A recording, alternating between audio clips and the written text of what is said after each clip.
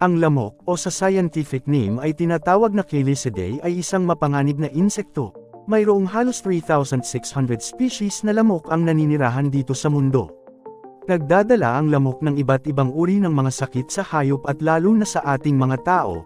Ang mga sakit na dala ng lamok ay tulad ng mga Zika virus, West Nile virus, Chikungunya virus, dengue at malaria.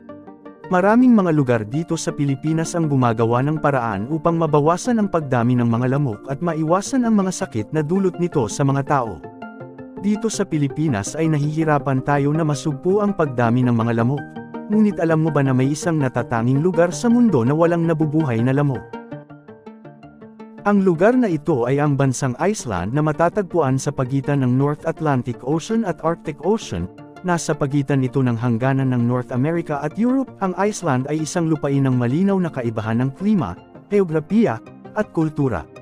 Ang Iceland ay itinatag higit sa 1,000 taon na ang nakalilipas sa panahon ng paggalugad ng Viking at pinanirahan ng magkahalong populasyon ng Norse at Celtic. Ang Iceland ay pinainit ng Gulf Stream at may katamtamang klima, sa kabila ng latitude sa timog lamang ng Arctic Circle. Ang mataas na latitude at marine influence nito ay nagpapanatili sa tag-araw na malamig, at karamihan sa mga isla nito ay may polar na klima. Bakit nga ba walang nabubuhay na lamok sa Iceland? Ang Iceland ang nag-iisang bansa sa mundo na walang lamok at misteryo pa rin ito sa mga dalubhasa kung bakit walang natatagpo ang lamok sa nasabing bansa. Maari raw na ang dahilan ng kawalan ng lamok sa Iceland ayon sa ilang scientist ay ang klima sa bansa na madalas ay napakalamig. Mas madalas kasing magyelo ang temperatura sa Iceland kaysa sa mga kalapit nitong mga bansa kaya hindi nagkakaroon ng pagkakataon ang mga lamok na mangitlog.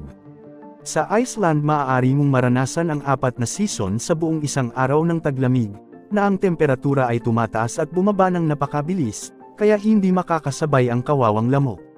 Maggigising ito sa pag-aakalang tagsibol na, ngunit pagkatapos ay magyelo hanggang mamatay kapag bumalik ang lamig pagkalipas ng ilang oras.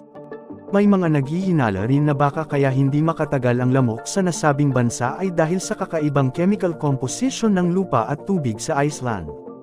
Gayunpaman, hindi pa rin malayong magkaroon na ng lamok sa Iceland sa hinaharap dahil sa climate change. Nasa 200 na insekto na ang natutong manirahan sa Iceland dahil sa pag-init ng panahon at kung tataas pa ang temperatura ay maaring sumunod na rin ang mga lamok. Ngunit sa ngayon isang lamok lang ang matatagpuan sa Iceland at matatagpuan ito sa Icelandic Institute of Natural History. Nakapreserba ang insekto sa isang maliit na bote ng alcohol simula pa noong 1980s kung kailan nahuli ito ng isang scientist sa loob ng eroplano.